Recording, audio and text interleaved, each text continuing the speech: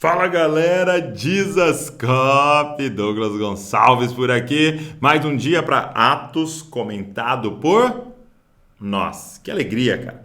Dia 14, é isso, nosso último dia, os últimos dois capítulos do livro de Atos. Eu estou muito animado, obrigado de verdade por você que fez essa jornada junto com a gente aqui. Eu espero que você tenha sido extremamente abençoado, eu espero que você tenha sido extremamente tocado e que haja transformação na sua vida a partir das Escrituras, porque é isso que a Bíblia faz, nos transforma. E que alegria que você está aqui nesse último dia para a gente juntos entrar nessa jornada. Se você perdeu algum dia desses 14 dias, tá tudo lá, tá bom? Tá tudo lá no YouTube ou aqui no YouTube. Você pode ver cada um dos dias, rever se você perdeu alguma coisa, se você quer reaprender alguma coisa. Então, tá sendo muito legal. O que eu queria te pedir é que você pegasse esse link, mandasse para todo mundo, para que mais pessoas pudessem acessar e mais pessoas pudessem estudar junto com a gente. Desde o primeiro lá, pega o link e fala, começa a jornada aí, depois nós vamos conversar sobre o que você aprendeu, sobre o que eu aprendi, tá?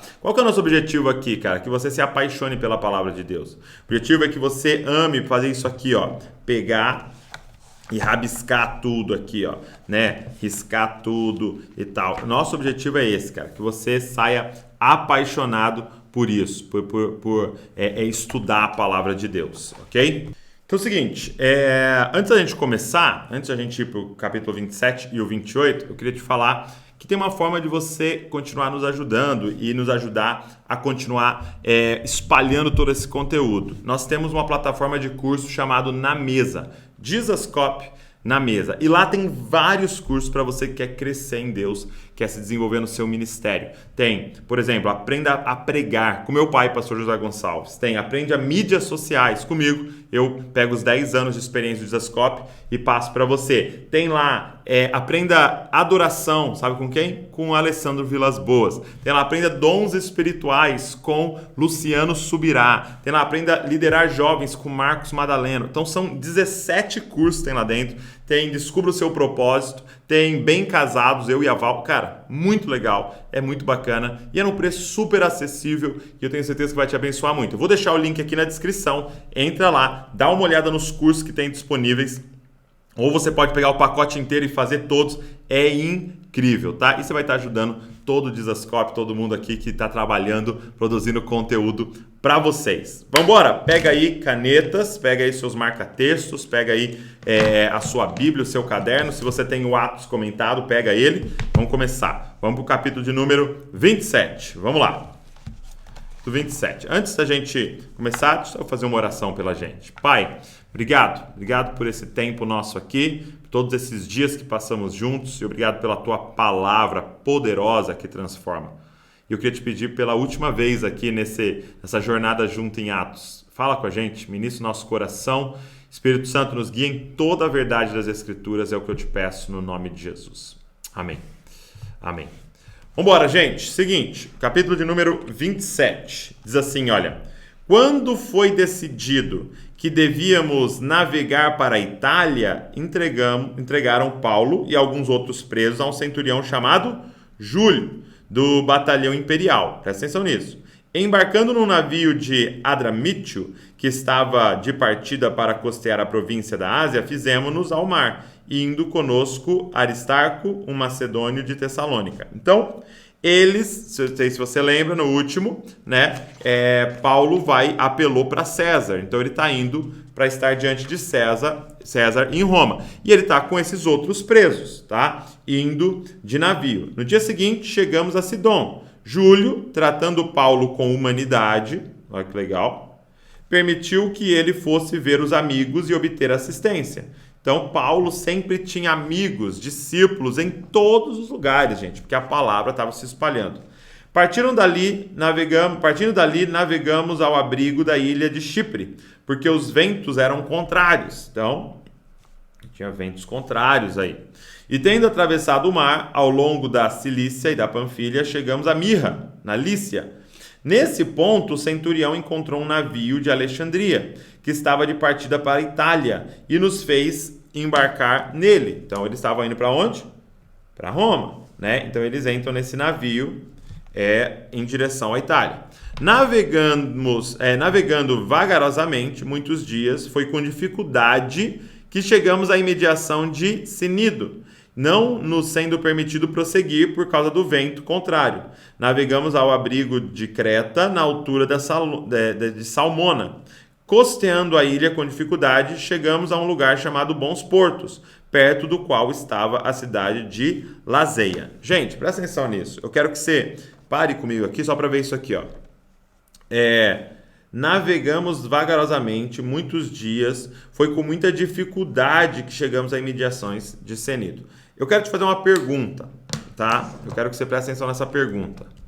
Era da vontade de Deus,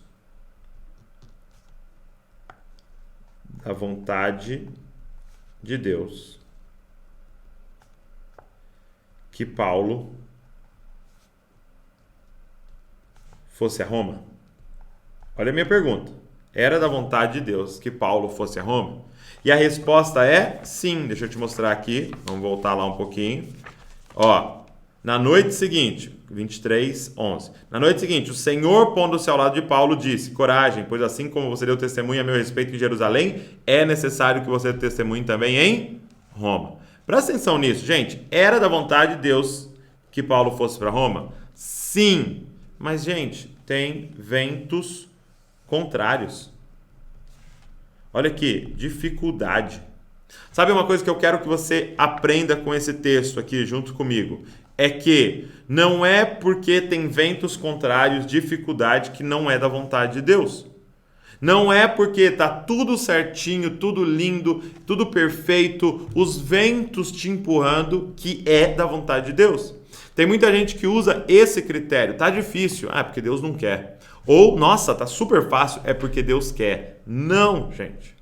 Então você vai ter que confiar naquilo que Deus ministrou no seu coração, aquilo que Deus falou, aquilo que Deus mandou fazer. Várias vezes nós vamos obedecer às Escrituras e vai ter dificuldade na obediência às Escrituras. Aí você pode falar, não, mas tá errado, não tem como ser difícil. Não, sim, muitas vezes. E eu quase chutaria para você que a maioria das vezes a obediência tem ventos contrários, mas você tem que se manter fiel ao que Deus falou, ao que Deus falou com você através das Escrituras. Talvez você vai obedecer e perder o emprego. Você vai obedecer e perder amizades. Aí você fala, mas meu Deus, eu estou obedecendo. Ei, mesmo no meio da dificuldade, continue obedecendo. Continue obedecendo. Então, anota aí. Mesmo em meio à obediência, existem ventos contrários. Mesmo em meio à obediência, existem ventos contrários. Vamos lá. Depois de muito tempo, tendo se tornado a navegação perigosa e já passado o tempo do dia do jejum, Paulo os aconselhou. Então, Paulo fez ali um tempo de jejum, ok? Tempo de jejum. E aí Paulo vai dar um conselho para eles. Mas lembre-se, Paulo era quem ali naquele barco? Um prisioneiro, ok? E ele disse o seguinte, dizendo, senhores, vejo que a viagem vai ser trabalhosa, com dano e muito prejuízo, não só da carga do navio, mas também da nossa vida. Então, Paulo está falando aqui, gente, de forma profética, ok? Porém, o centurião, olha isso, dava mais crédito ao piloto e ao mestre do navio do que ao que Paulo dizia. Isso é uma coisa muito louca. Por quê? Porque ele está dando crédito ao piloto e ao mestre do navio. Então, presta atenção, nem sempre os especialistas vão estar certos. Ok? Nem sempre. Os especialistas podem errar. Mas guarda isso agora. Mas sempre os que ouvem a Deus vão estar certos. Ah, meu irmão. Isso aqui é muito importante. Nem sempre o especialista vai estar certo, tá? Mas sempre os que ouvem a Deus vão estar certos. Então, busque mais ouvir os que ouvem a Deus do que os especialistas. É lógico, gente, eu estou falando aqui, lógico que você vai ouvir seu médico, é lógico que você vai ouvir o cara que é um especialista em arquitetura. Eles muitas vezes estão certos porque eles sabem, têm conhecimento. Mas acontece de eles errarem. Então não coloque toda a sua confiança no especialista. Coloque toda a sua confiança em Deus. Em Deus. Não sendo o porto próprio para invernar, a maioria deles era de opinião que deviam partir dali para ver se podiam chegar a Fenícia e aí passar o inverno, visto ser um porto de Creta que olha para o noroeste, para o sudeste. Então, ali não era legal ficar no inverno. Então, a maioria está falando, vamos embora daqui. Soprando bradamente o vento sul e pensando eles ter alcançado o que desejavam, levantaram âncoras e foram costeando mais de perto a ilha de Creta.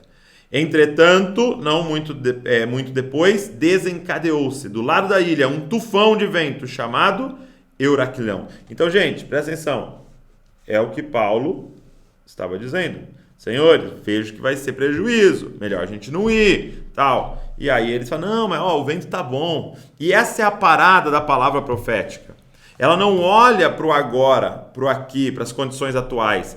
Ela olha para o que Deus está falando. Para aquele que sabe da direção dos ventos. Então, muitas vezes os nossos olhos estão vendo uma coisa e querem tomar decisão a partir disso. Mas Deus está falando com a gente. Então, confie mais na voz de Deus do que naquilo que os seus olhos estão vendo. O navio foi arrastado com violência e, sem poder resistir ao vento, cessamos a manobra e nos fomos deixando levar. Passando ao abrigo de uma ilha chamada Cauda, com dificuldade conseguimos recolher o bote. Tendo içado o bote, os marinheiros usaram de todos os meios para reforçar o navio com cabos de segurança e, temendo que fossem encalhar nos bancos de areia de Sirte, desceram as velas e foram à deriva. Açoitados severamente pela tormenta, no dia seguinte começaram a jogar a carga no mar. Olha que específico, gente. Olha o que Paulo tinha falado. Senhores, vejo que a viagem vai ser trabalhosa com dano e muito prejuízo. Não só da carga do navio. Então eles começam a jogar as cargas fora. Aqui, gente. Tamanho era o vento que eles estavam passando por não ouvir a palavra profética, preferir ouvir os especialistas. Aí continua. E no terceiro dia, nós mesmos, com as próprias mãos, lançamos ao mar a armação do navio. E não aparecendo, havia já alguns dias nem sol nem estrelas, caindo sobre nós grande tempestade, dissipou-se afinal toda a esperança do salvamento. Então, de repente, todo mundo simplesmente ficou desesperançoso. Então, de repente, uma tristeza, uma angústia, um desespero toma conta de todo o navio. Havendo todos estado muito tempo sem comer, Paulo, pondo-se em pé no meio deles, disse, olha isso, gente, presta atenção no que Paulo vai falar. Senhores, na verdade era preciso terem me atendido e não partir de Creta para evitar esse dano e perda. Paulo está dizendo, eu dei a palavra profética para vocês. Mas agora, e aí chega o próximo conselho, que é, aconselho que tenham coragem, porque nenhuma vida se perderá, mas somente o navio. Então, ele está dizendo, vamos perder o navio, mas não vai perder a vida de ninguém. Então, o que ele está trazendo para eles? A esperança. Gente, esse é o nosso papel. Sabe, muitas vezes, como alguém que conhece a palavra e tem uma palavra de Deus, a gente fala, isso aqui é a palavra de Deus, gente, não vamos sair daqui, não vamos agora e tal, e a gente tem a palavra de Deus, de verdade, e ninguém ouve. E as pessoas fazem o contrário. E de repente elas começam a colher daquilo e dá mó problemão, porque não ouviram a palavra de Deus até que você comunicou. O que você faz? Muitos de nós chegam e falam, tá vendo? Não me ouviram? Agora fica com as suas consequências aí. Agora, se lascou. E aí eu vou fazer o quê, né? Não me ouviram e tal. E quase que a gente curte aquilo ali. Paulo não. Paulo é um mensageiro da esperança. Paulo, vocês não ouviram o primeiro, mas eu tenho mais um conselho para vocês. Calma, não vai morrer ninguém. Não vai morrer ninguém, aqui nós não vamos perder ninguém. E olha o que Paulo diz, que coisa maravilhosa, gente. Isso aqui é... Porque essa mesma noite, um anjo de Deus, a quem pertenço e a quem sirvo, esteve comigo, dizendo: Paulo, não tenha medo. É preciso que você compareça diante de César. E eis que Deus, por sua graça, lhe deu todos os que navegam com você. Presta atenção nisso daqui, gente. Presta atenção nisso daqui. Ninguém vai morrer. Ninguém vai morrer. Ok? Deixa eu escrever isso aqui, ó. Ninguém vai morrer. Por quê? Presta atenção. Porque estavam juntos com alguém que vive o propósito de Deus. Ah, gente. Como que Paulo salvou todo esse barco? Sabe como? Estando no centro da vontade de Deus. Olha isso aqui. Não tenha medo, é preciso que você compareça diante de César. Eis que Deus, por sua graça, lhe deu todos os que navegam com você. É preciso que você compareça diante de César. Não, você não vai morrer, vocês não vão afundar, o barco não... Sabe por quê que essas pessoas estavam tendo salvas? Porque elas estavam juntos com alguém que estava no centro da vontade de Deus. Deixa eu te falar uma coisa, cara. Você está andando perto de quem? Você está andando com quem? Você está dando ouvidos para quem? Quem é que está no seu barco? Cara? Quem está no seu barco? Me responda. Por quê? Porque essa pessoa foi salva que estava aqui nesse barco, não porque ela é boa, não porque ela é maravilhosa, porque ela estava no barco junto com alguém que estava no centro da vontade de Deus. Você entende isso? E aí continua, diz assim: portanto, senhores, tenham coragem, pois eu confio em Deus, que tudo vai acontecer conforme foi dito, porém é necessário que sejamos arrastados para alguma ilha. Portanto, senhores, tenham coragem, pois eu confio em Deus, que tudo vai acontecer conforme Ele me diz. E aí ele continua, gente, olha só. Quando chegou a 14ª noite, sendo nós batidos de um lado para o outro no mar Adriático, por volta da meia-noite, os marinheiros pressentiram que se aproximavam de alguma terra. E lançando sonda, viram que a profundidade era de 36 metros. Passando um pouco mais adiante, tornando a lançar a sonda, viram que a profundidade era de 27 metros. Então eles estão percebendo que eles estão se aproximando de uma terra. E receosos de que fôssemos atirados contra lugares rochosos, lançaram à popa 4 âncoras e oravam para que rompesse o dia. Gente, eles estão fazendo o quê? Eles estão orando. Meu irmão, quando tem alguém de Deus no barco, essas pessoas começam a orar. Gente, presta atenção. A crise é a grande oportunidade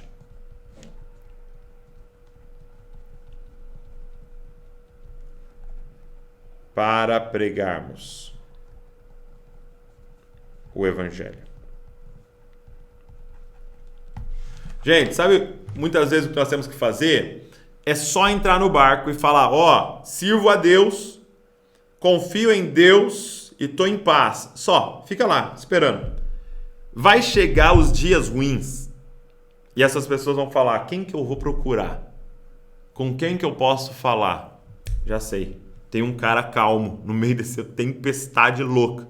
Tem um cara que não perdeu a esperança. Tem um cara que falou que era de Deus. Tem um cara que sempre mostrou que serve a Deus. Eu vou procurar ele. Gente, é só entrar na sala de aula da faculdade. Falar, ó, sirva a Deus, tá? Sou um agente da esperança e aguardar. O dia mal vai chegar.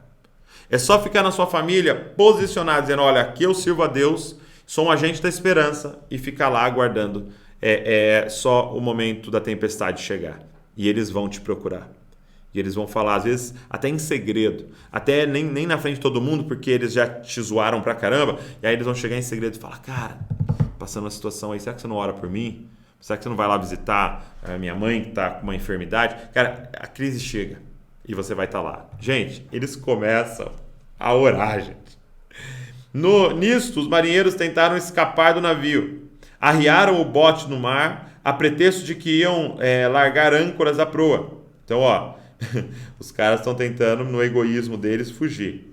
Paulo disse ao centurião, soldados, se estes não permanecerem a bordo, vocês não poderão se salvar. Por quê? Teria que salvar todos. Então os soldados cortaram os cabos do bote e deixaram afastar-se. Enquanto amanhecia, Paulo rogava a todos que se alimentassem, dizendo... Então, presta atenção só nessa virada de chave. Se estes não permanecerem a bordo, vocês não poderão se salvar. Então os soldados cortaram. Gente, o que eles começaram a fazer? Ouvir a Paulo. Paulo deu um conselho aqui, alguém ouviu? Ninguém. Agora, eles estão ouvindo a Paulo. E olha o que Paulo diz. Paulo rogava, hoje é o 14º dia em que, esperando, vocês estão sem comer, não tendo provado nada. Por isso, peço que comam alguma coisa, pois disto depende a sobrevivência de vocês, porque nenhum de vocês perderá nem mesmo um fio de cabelo. Olha isso, gente. Então, Paulo agora está dando toda a direção, todos os conselhos. Tendo dito isso, pegando um pão, deu graças a Deus à presença de todos e depois de o partir, começou a comer. Todos ficaram mais animados e se puseram também a comer. Estávamos no navio 276 pessoas ao todo. Refeito com a comida, aliviaram o navio, jogando trigo ao mar. Então, Paulo começa a ser ouvido nesse navio. Quando amanheceu, não reconheceram a terra, mas avistaram uma enseada, onde havia uma praia. Então consultaram entre si se não podiam encalhar o navio. Cortando os cabos das âncoras, deixaram que ficassem no mar, soltaram também as amarras do leme e, lançando as velas à proa ao vento, dirigiram-se para a praia. Dando, porém, num lugar onde duas correntes se encontravam, encalharam ali o navio. A proa encravou-se e ficou imóvel, mas a popa se despedaçava pela violência das ondas. O parecer dos soldados era que os presos deviam ser mortos, para que nenhum deles fugisse nadando.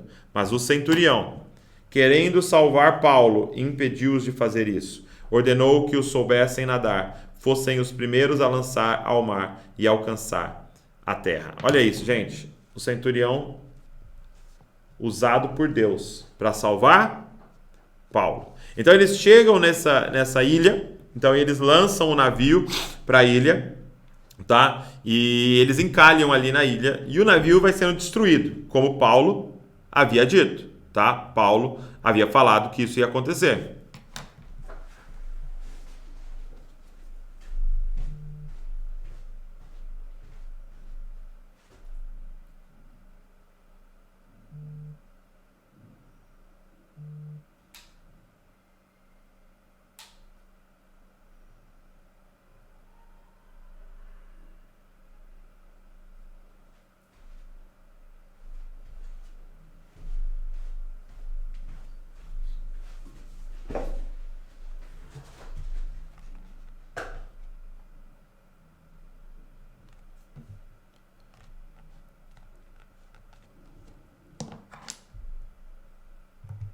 E aqui de novo, gente, presta atenção nisso. E aí eles falam, vamos matar todos os presos para que eles não fujam.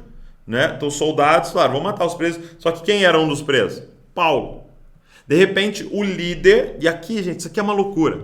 O líder que estava ali para prender Paulo, para garantir que ele tivesse preso, fala, não vamos fazer isso, não mata nenhum preso, porque ele queria salvar Paulo. Gente, é isso que acontece quando estamos vivendo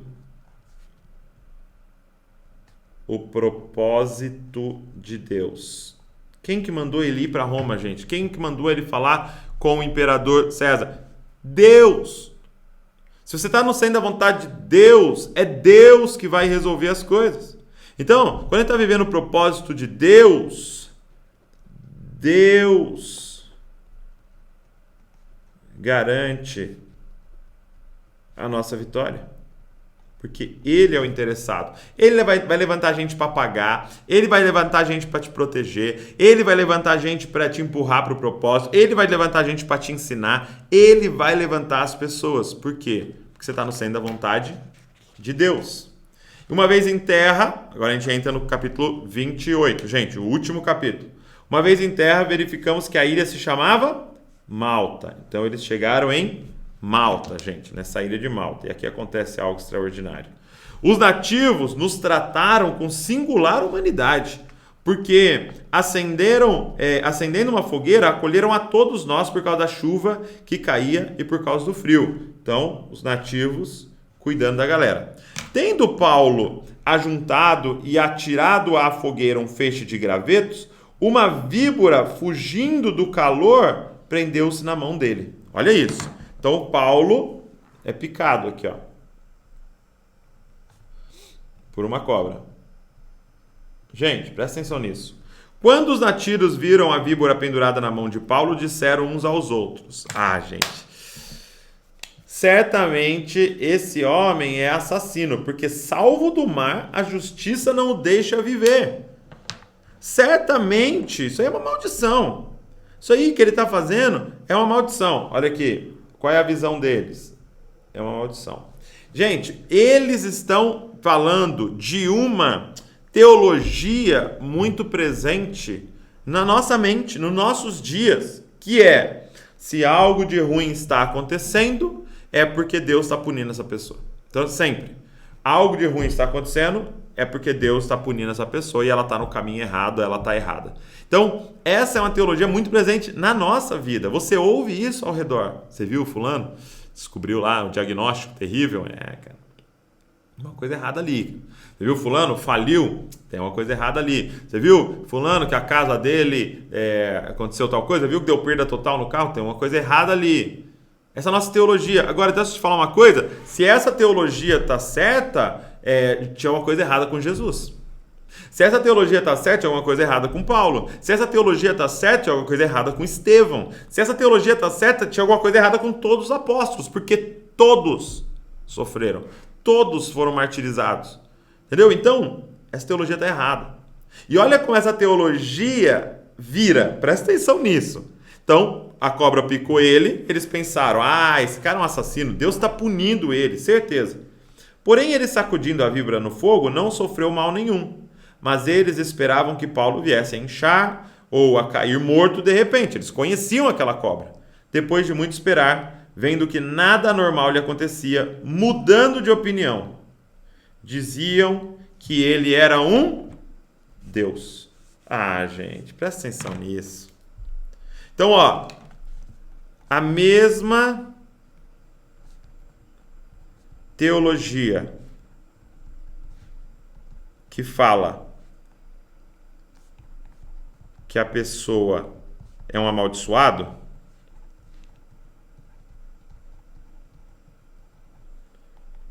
idolatra outras pessoas.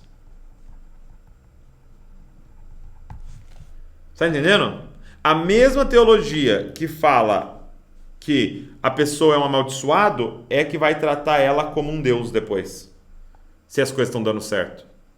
A mesma teologia que olha para o cara e fala: ó, o diagnóstico ali, certeza tem uma coisa errada ali, olha para o pregador, olha para o cantor, olha para alguém que está fazendo algo relevante e fala: que é um Deus, cara.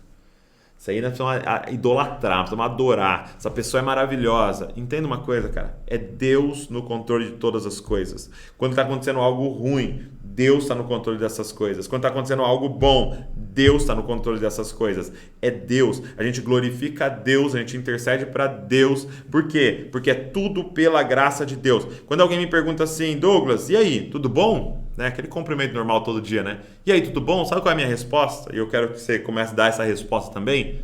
Melhor do que mereço. A verdade é que o que eu mereço não era estar tudo bem, mas está tudo muito melhor do que eu mereço. Por quê?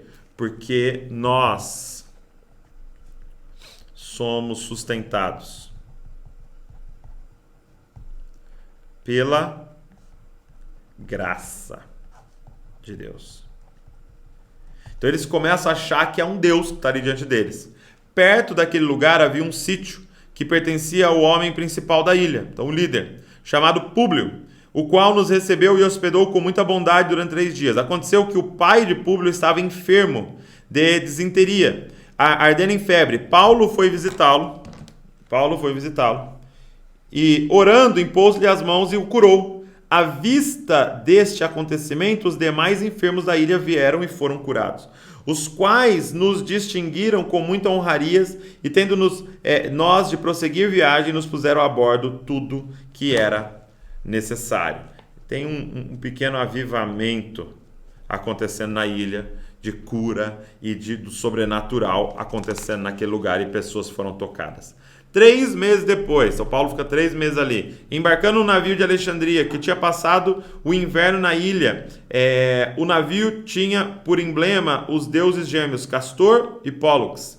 Chegando a Siracusa, ficamos ali 3 dias. Dali, navegando ao longo da costa, chegamos a Régio. No dia seguinte, começou a soprar o vento sul e 2 dias chegamos a Puteoli, okay? Onde encontramos alguns irmãos que nos pediram que ficássemos com eles 7 dias, e foi assim que nos dirigimos a Roma. Então, ali eles encontram alguns irmãos. Gente, é muito doido, né? Como a palavra de Deus está espalhada por toda parte, cara. Isso aqui é maravilhoso. Tendo ali o irmão ouvido notícias nossas, vieram ao nosso encontro até a praça de Ápio e as 3 vendas. Ao vê-los, Paulo deu graças a Deus e sentiu-se mais animados, né? Isso aqui é muito doido, né? A comunhão nos anima.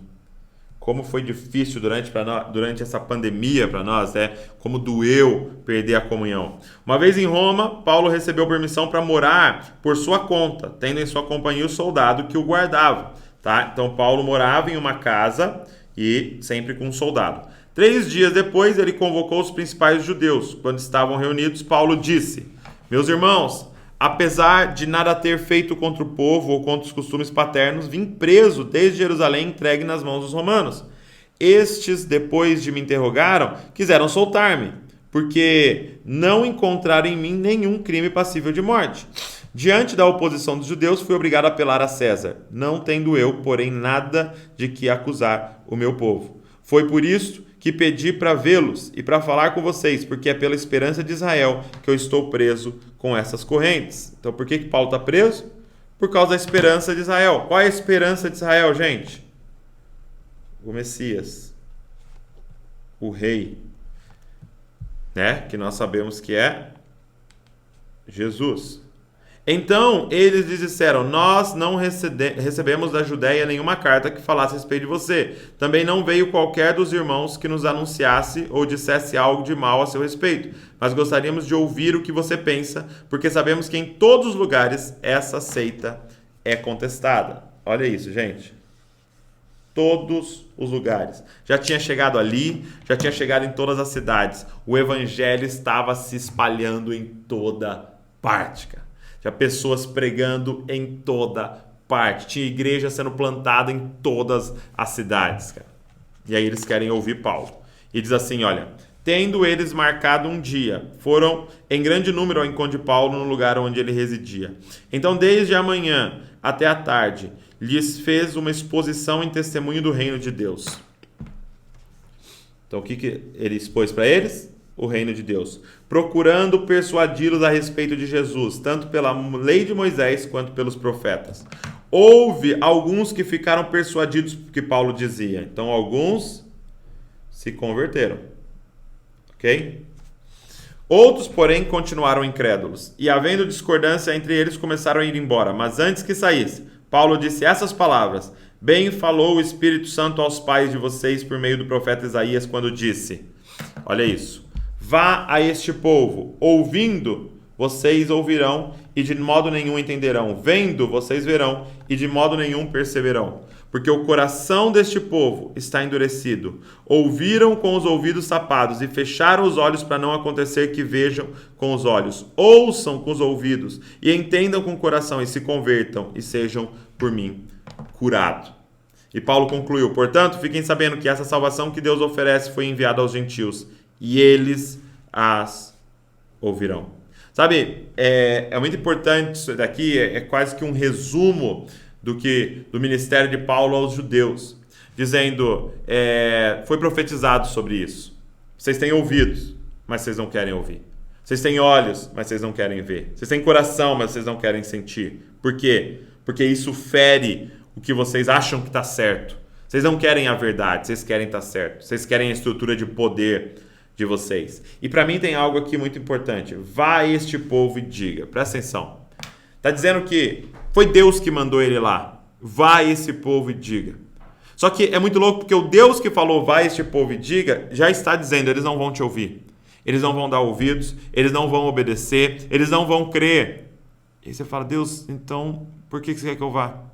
Imagina Deus falando assim, vai e evangeliza em tal lugar, mas ninguém vai se converter.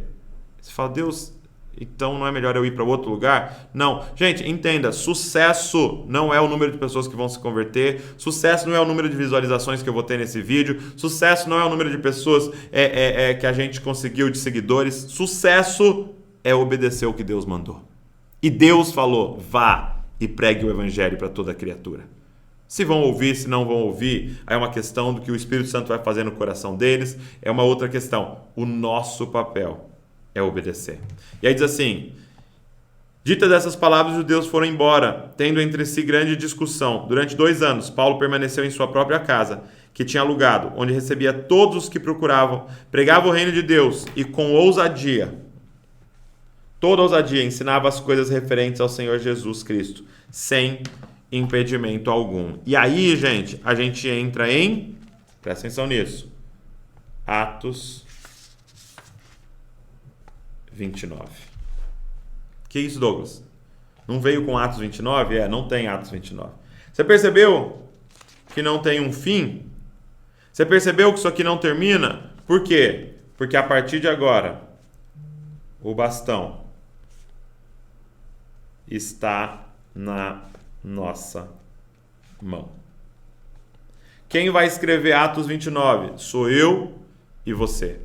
E a pergunta é, o que está escrito em Atos 29 a partir da sua vida? Um dia eu estava no carro e eu estava dirigindo e o Davi falou assim, a Luísa, pai, você sabia que tem o Terceiro Testamento?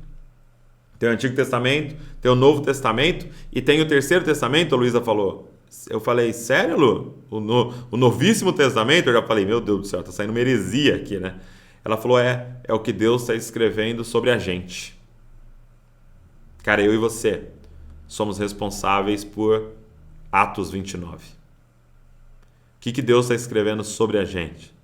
Sobre as igrejas que nós estamos plantando, sobre os discípulos que nós somos, sobre a forma que o Espírito Santo está guiando a gente em continuar a espalhar o reino de Deus e a mensagem sobre Jesus. E que você seja inspirado, cara, a ir muito além do que você está indo, por essas histórias que Deus deixou registrado para nós. O bastão está na sua mão, o bastão está na minha mão. Chegou a hora da gente dar a vida pela mensagem do Evangelho. Eu espero que esses dias tenham abençoado extremamente sua vida. Foi uma honra compartilhar com você e ler junto com você, e pensar, e orar, e ser ministrado junto com você no livro de Atos. Que Deus abençoe muito a sua vida e que você possa colocar tudo em prática. Que Deus abençoe você e que você nunca se esqueça que você é uma cópia de Jesus. Valeu, galera!